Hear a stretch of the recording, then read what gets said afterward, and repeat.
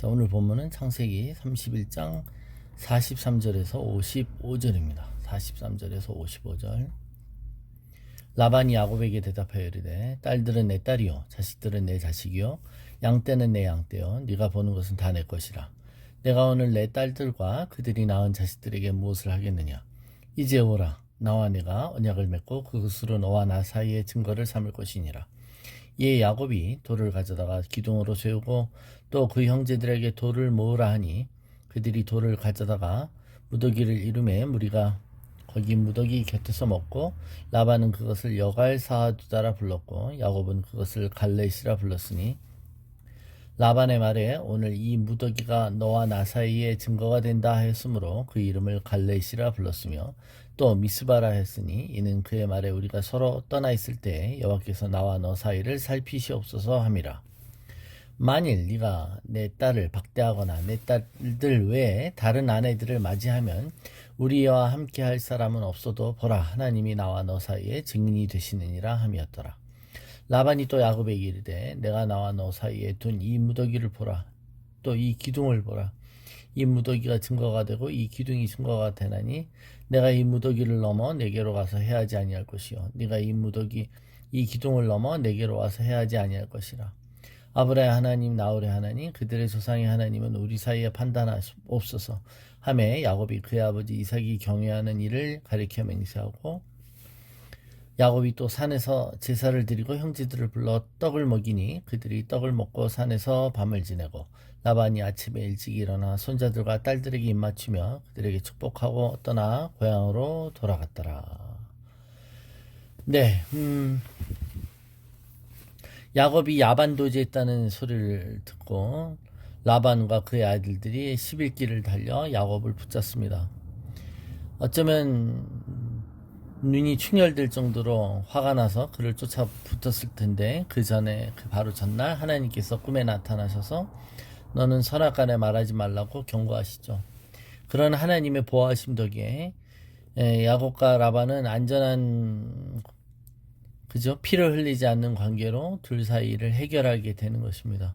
자, 오늘 본문은 라반이 그럼에도 불구하고 야곱에게 네가 잘못했다라고 말하고 또 야곱은 라반에게 그래도 그동안 한이 맺혔던 수많은 섭섭했던 거 억울했던 것들 다 토로하고 나서 이제 이들이 이 관계를 어떻게 정리하는가에 대한 본문입니다.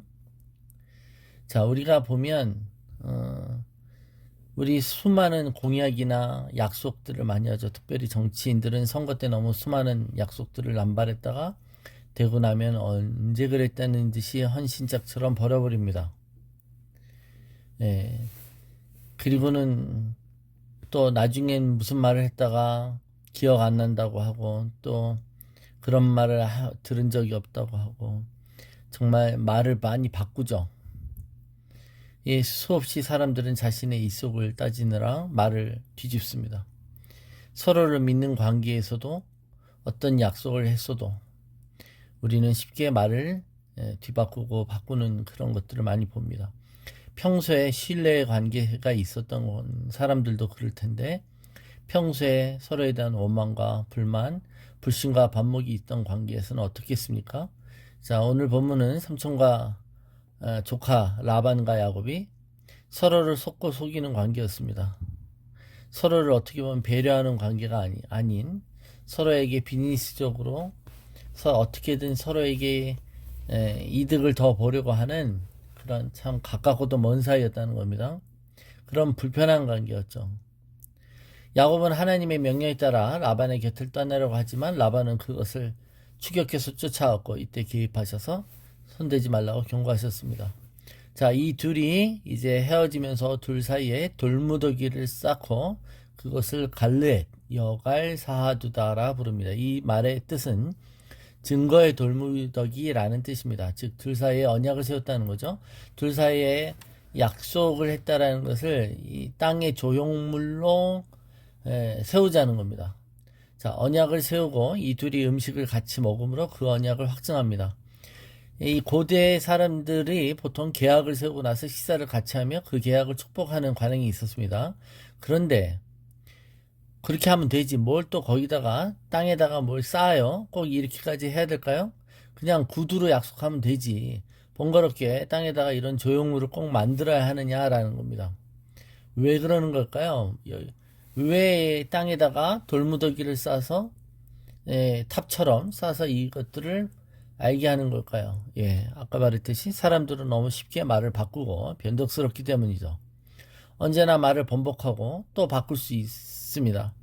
실제로 여태까지 라반이 야곱을 하는 동안 20년 동안 야곱이 라반의 집에서 일하는 동안 10번이나 임금의 계약을 바꿨다고 그랬죠. 자기한테 유리하도록. 그러니까 이 언약의 돌무더기를 볼 때마다 두 사람이 한 언약을 상기할 필요가 있기 때문에 쌓는 것입니다. 즉 우리는 이 돌무더기 언약이 뜻하는 바를 오늘과 내일 또 묵상할 건데, 오늘은 먼저 그겁니다. 이 무더기는 도대체 뭐냐 이거 무더기는 경계선이라는 뜻입니다. 먼저 넘어갈 수 없는 경계선이다. 51절 52절에 보면 이 무더기를 넘어 내게로 가서 해하지 않을 것이요 또 이 기둥을 넘어 내게로 와서 해하지 아니할 것이다. 이 말은 뭐예요? 자, 이 무더기의 첫 번째 가장 큰 기능은 상호 불가침 조약의 경계선이라는 겁니다. 라반은 이 돌무더기를 넘어서 야곱을 잡으러 가서는 안 되고 야곱도 복수하려고 와서 여길 넘어오지 않을 거라는 겁니다. 이제 라반과 야곱은 삼촌과 조카의 관계가 아니라 아무 상관이 없는 사람이 된다는 겁니다. 자, 지금은 좋게 헤어지지만 나중에 생각해보니 괘씸해갖고 자기가 어떤 군대를 이끌고 와서 다시 보복하려고 하지 않겠다는 것이죠. 더 이상 추격을 하지도 또 더 이상 추격을 당하지도 않을 거다. 다시 끌려가서 종살이를 하지 않아도 된다는 겁니다. 이것은 라반에게서만이 아니라 야곱에게 있어서도 넘어설 수 없는 또 돌아갈 수 없는 경계선이 되는 것입니다. 자, 이것이 우리 삶에 반드시 있어야 되는 믿는 사람들의 경계선이라고도 할 수 있습니다.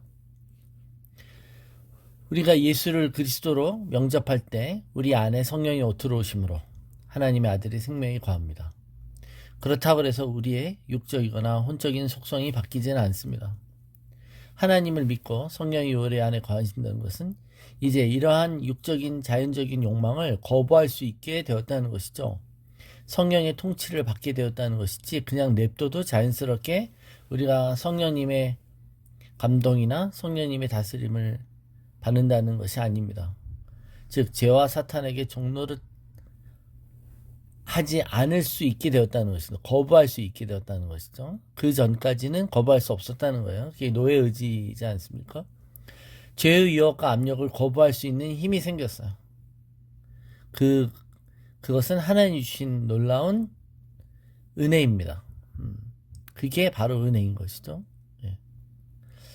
우리의 죄를 씻기는 것은 은혜가 아니라 우리의 죄를 씻기는 것은 예수 그리스도의 피뿐이고, 하나님의 은혜가 죄를 덮는 게 아닙니다. 하나님의 은혜는 죄를 거부할 수 있는 능력을 주시는 것입니다.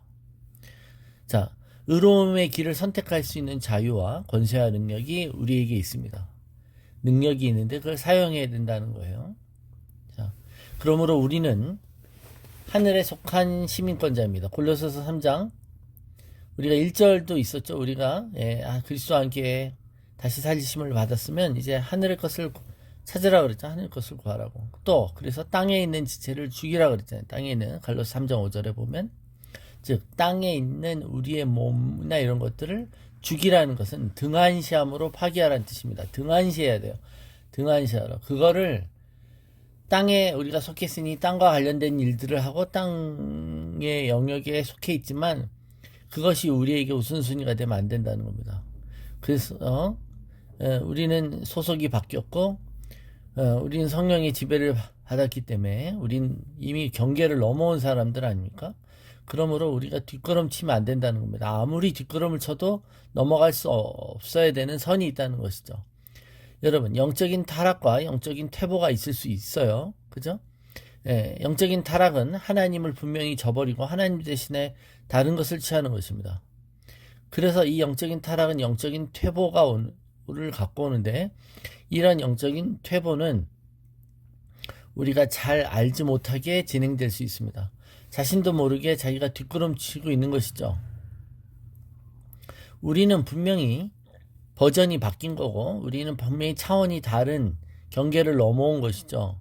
휴전선 넘어온 거잖아요. 이전 것은 지나갔으니 보라 새 것이 되었습니다. 우리의 영이 그래요. 그러나 그럼에도 불구하고 우리의 혼과 몸은 여전히 세상의 모습을 띠고 살고 있다는 것입니다. 예.